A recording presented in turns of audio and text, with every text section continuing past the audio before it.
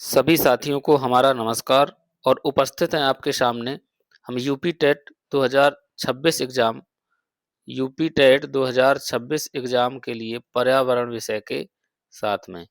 तो आपको हम बता दें कि पर्यावरण विषय में भी 30 प्रश्न पूछे जाते हैं, जो कि 30 अंकों के होते हैं और बहुत ही इम्पोर्टेंट विषय ये भी है यूपी टेट एग्ज़ाम के लिए। तो सभी से निवेदन है कि सभी लोग इस विषय को बहुत ही ध्यानपूर्वक पढ़ें और सबसे हम ये भी कहेंगे कि इस विषय से संबंधित जो करंट के टॉपिक होते हैं, जो जैसे महत्वपूर्ण सम्मेलन हैं या जो भी चीज़ें हैं करंट की, उसको ज़रूर तैयार करें क्योंकि हो सकता है कि इस विषय से जो करंट से संबंधित चीज़ें हैं, वो भी पूछ ली जाएँ।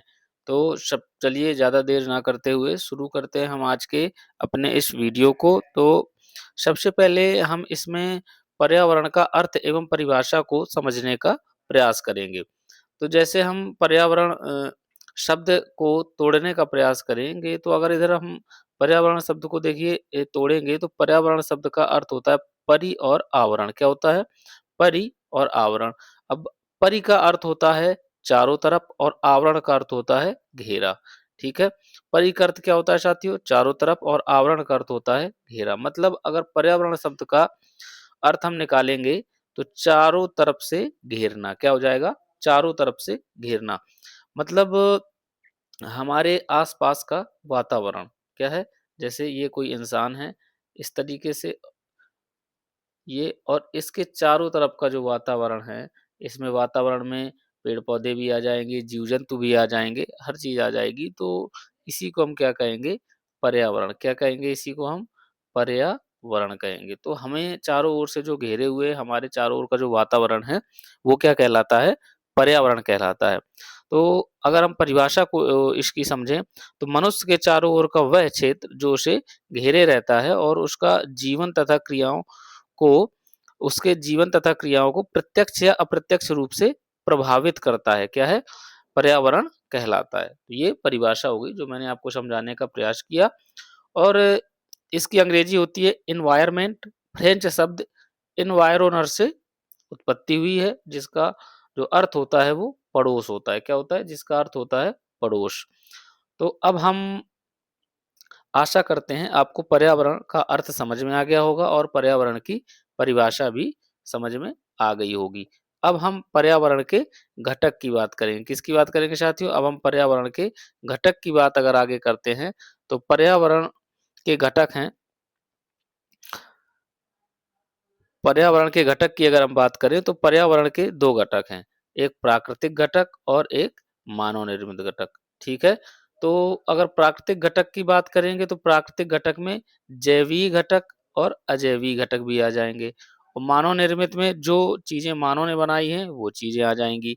तो अगर हम जैवीय घटक की बात करें, तो जैवीय में जंतु और पादप आ जाएँगे, अजैवीय में स्थल हो गया, जल हो गया, वायु हो गई, प्रकाश हो गया, मृदा एवं ताप, ये सब अजैवीय या भौतिक घटक के अंतर्गत आते हैं और जंतु और पादप किसके अंतर्गत आते हैं? प्राकृतिक घटक के अंतर्गत आते हैं। तो ये हमने आपको समझाने का प्रयास किया कि पर्यावरण के 2 घटक होते हैं और जिसमें एक प्राकृतिक और एक मानव निर्मित। मानव निर्मित का मतलब जो मानव ने बनाए हुए हैं। तो ये आशा है आपको समझ में आ गई होगी। अब हम आगे बढ़ते हैं क्योंकि हमें मेन टॉपिक पढ़ने हैं, तो हमें ज़्यादा लंबा भी नहीं खींचना वीडियो को और जब हम आगे देखेंगे तो पर्यावरण के क्षेत्र की बात करेंगे। किसके क्षेत्र की बात करेंगे साथियों? पर्यावरण के क्षेत्र की बात करेंगे और पर्यावरण के क्षेत्र में सबसे पहले हमारा आता है स्थल मंडल। क्या है? पर्यावरण के 4 क्षेत्र होते हैं, स्थल मंडल, जलमंडल, वायुमंडल और जैवमंडल। तो सबसे पहले हम बात करेंगे इसमें स्थल मंडल की। किसकी बात करेंगे? स्थल मंडल की बात करेंगे। स्थल मंडल का मतलब होता है पृथ्वी में जो संरचनाएँ हैं या पृथ्वी की जो ऊपरी परत होती है, उसे हम क्या कहते हैं? यह पृथ्वी की ठोस ऊपरी परत होती है स्थल मंडल और लगभग 29% भाग इसमें ही पाया जाता है स्थल मंडल का। चट्टानों और खनिजों से निर्मित होता है, ठीक है? क्या होता है? चट्टानों और खनिजों से निर्मित होता है। पहाड़ भी पाए जाते हैं, पठार भी पाए जाते हैं, मैदान भी पाए जाते हैं और घाटी भी पाई जाती है। ये सब स्थल मंडल में ही है। खनिजों का प्रमुख स्रोत है ये, मतलब सभी प्रकार के खनिज स्थल मंडल में ही पाए जाते हैं। कृषि और आवास के लिए भी स्थल मंडल में ही भूमि मिलती है और चारागाह के लिए जो घास स्थल होते हैं वो भी स्थल मंडल में ही हमें मिलते हैं। अब अगर हम बात करेंगे जल मंडल की, किसकी बात करेंगे? जल मंडल की बात करेंगे तो जल मंडल किसे कहते हैं? पृथ्वी पर पाए जाने वाले जल के क्षेत्र को हम क्या कहते हैं? जल मंडल कहते हैं। ठीक है। अब यह जो जलमंडल है लगभग 71% भाग क्या है? 71% भाग किसका? पृथ्वी का। पृथ्वी का पृथ्वी का 71% भाग जल से घिरा हुआ है। किससे? जल से घिरा है। तो 71% में जलमंडल हो गया, 29% बचा जो वो क्या हो गया? स्थल मंडल हो गया। है ना? तो 100% हो गया। अब इसमें क्या होता है जलमंडल में? महासागर, ठीक है, झीलें, नदियां, ठीक है, वर्ष वाष्प, बर्फ वाष्प और भूमिगत जल, ठीक है। इसके बाद जीवन के लिए अत्यंत आवश्यक है। जल जीवन के लिए अत्यंत आवश्यक है, ये तो सभी को मालूम है। और जलमंडल से ही बादलों का निर्माण होता है और वर्षा का निर्माण होता है जिससे बारिश होती है स्थल मंडल में। ठीक है, सभी एक दूसरे से कनेक्ट हैं। इसके बाद अगर हम वायुमंडल की बात करें तो वायुमंडल बहुत ही इम्पोर्टेंट हो जाता है। अगर हम वायुमंडल की साथियों बात करेंगे तो पृथ्वी के चारों ओर मौजूद वायु का आवरण क्या है? पृथ्वी के चारों ओर मौजूद वायु का आवरण क्या कहलाता है? वायुमंडल कहलाता है और ये बहुत ही इम्पोर्टेंट है। तो वायुमंडल को हम पहले इसमें समझते हैं, फिर इस थोड़ा-सा विस्तार से समझने का प्रयास करेंगे वायुमंडल को। तो इसमें विभिन्न प्रकार के गैसों का मिश्रण होता है, जैसे नाइट्रोजन हो गया, ऑक्सीजन, कार्बन डाइऑक्साइड, ठीक है? धूल और वाष्प भी इसमें पाए जाते हैं और यह क्या करता है? हानिकारक सौर किरणों से हमारी सुरक्षा करता है। मौसम और जलवायु में परिवर्तन भी यहीं होता है। रेडियो संचार में भी मदद मदद करता है। तो अगर हम इसे समझने का प्रयास करें वायुमंडल को, तो वायुमंडल को हम समझेंगे इधर। साथियों वायुमंडल को समझने का विस्तार से अगर हम प्रयास करेंगे तो इधर हम क्या करेंगे? इधर हम लिख लेंगे वायुमंडल। क्या करेंगे? इधर हम लिख लेंगे वायुमंडल। ये हमने लिख लिया वायुमंडल। ठीक है। अब अगर हम वायुमंडल को समझने का प्रयास करें इधर, तो वायुमंडल में विभिन्न प्रकार की जो गैसें पाई जाती हैं, सबसे पहले हम उनको समझने का प्रयास करेंगे कि सबसे ज़्यादा कौन-सी गैस पाई जाती है? वायुमंडल में सबसे ज़्यादा पाई जाती है नाइट्रोजन गैस। कौन-सी गैस पाई जाती है? नाइट्रोजन गैस पाई जाती है, जो कि 78% के करीब पाई जाती है, ठीक है? अगर वैसे देखें तो 78.08% लिखा मिलेगा, तो लगभग 78% ही है और दूसरे नंबर पे पाई जाएगी अ, ऑक्सीजन गैस। कौन-सी? दूसरे नंबर पे पाई जाएगी ऑक्सीजन गैस। तो ऑक्सीजन गैस कितनी पाई जाएगी? ऑक्सीजन गैस लगभग 21% पाई जाएगी और ये भी कहीं-कहीं 20.95% आपको लिखा मिलेगा। ठीक है? इसके बाद है आर्गन, तो आर्गन पाई जाएगी। आर्गन का कितना प्रतिशत है पृथ्वी पर? वायुमंडल पे, तो आर्गन का जो प्रतिशत है 0.93% है। फिर इसके बाद अगर हम बात करें कार्बन डाइऑक्साइड की,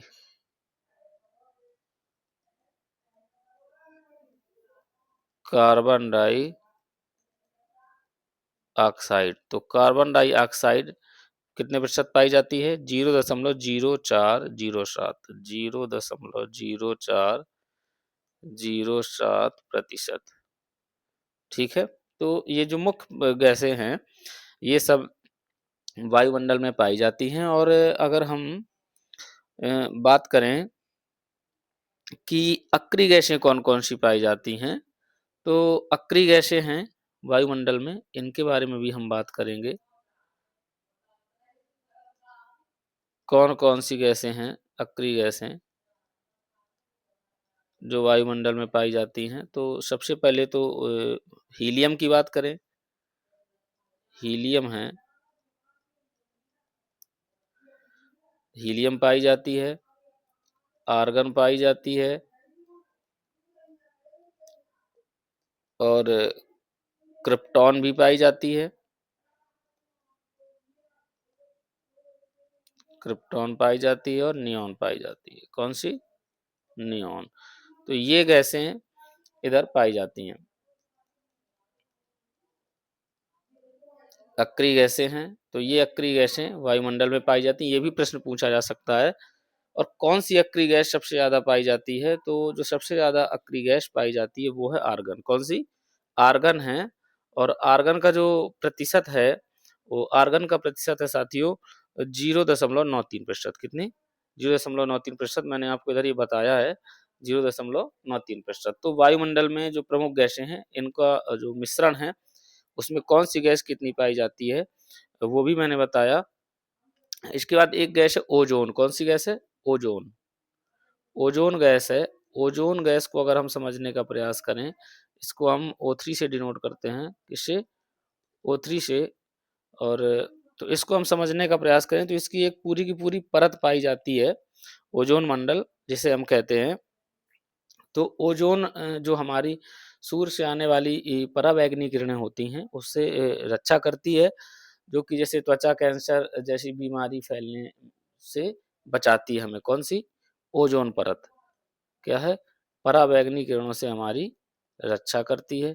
तो ये पॉइंट भी हमें याद रखना है, पराबैंगनी किरणों से रक्षा करना इसका काम होता है।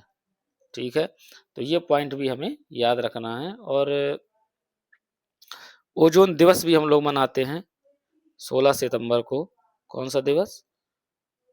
ओजोन दिवस भी हम लोग 16 सितंबर को मनाते हैं। तो ये पॉइंट भी हमें याद रखना है। तो इस तरीके से मैंने आपको ये वायुमंडल में जो गैसें पाई जाती हैं उनके बारे में थोड़ा-सा समझाने का प्रयास किया। और आगे अगर हम समझेंगे वायुमंडल की जो संरचना है वो किस तरीके से होती है, तो वायुमंडल की संरचना है इसको समझने का प्रयास करेंगे थोड़ा-सा, क्योंकि वायुमंडल ऐसा टॉपिक हो जाता है कि बहुत ही प्रश्न इससे बनते हैं, तो इसको थोड़ा-सा हम डीप समझेंगे। तो अगर हम वायुमंडल की संरचना को समझने का प्रयास करें, तो वायुमंडल की अगर हम संरचना को समझेंगे, तो वायुमंडल की संरचना को समझने के लिए हम सबसे पहले कौन-सा क्षोभ मंडल पाया जाता है? क्या पाया जाता है वायुमंडल में? सबसे जो पहली परत होती है, वो होती है क्षोभ मंडल। क्या होती है? क्षोभ मंडल। ये है पहली परत। इसके बाद दूसरी जो परत आएगी, वो आएगी समताप मंडल। क्या आएगी? समताप मंडल। फिर इसके बाद तीसरी परत आएगी मध्य मंडल। कौन सी आएगी? मध्य मंडल। फिर इसके बाद चौथी परत आएगी आयन मंडल। आयन मंडल। और पांचवी जो परत आएगी बहिर्मंडल। ठीक है, बहिर्मंडल। तो ये इस तरीके से वायुमंडल की जो परतें हैं, ये परतें हैं। और जो देखिए जो मौसमी घटनाएं होती हैं, कौन सी घटनाएं साथियों? जितनी भी मौसमी घटनाएं होंगी, जितनी भी मौसमी घटनाएं होंगी वो सब कहाँ होती हैं? क्षोभ मंडल में। मौसम संबंधी घटना, ये प्रश्न पूछा जाता है। तो मौसम संबंधी जितनी भी घटनाएं होंगी तो वो सब कहाँ होंगी? क्षोभ मंडल में होंगी। ठीक है, और इसमें जो पाई जाती है ओजोन परत पाई जाती है समताप मंडल में। क्या पाया जाता है? ओजोन परत पाई जाती है जो सूर्य से आने वाली पराबैंगनी किरणों से हमारी रक्षा करती है। ठीक है, इसके बाद अगर हम रेडियो तरंगों की बात करेंगे तो रेडियो तरंगें परावर्तित कहाँ से होती हैं? आयन मंडल से। कहाँ से होती हैं? आयन मंडल से होती हैं। तो ये भी हमें याद रखना है कि रेडियो तरंगें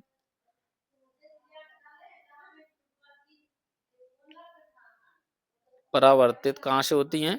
आयन मंडल से परावर्तित होती हैं। और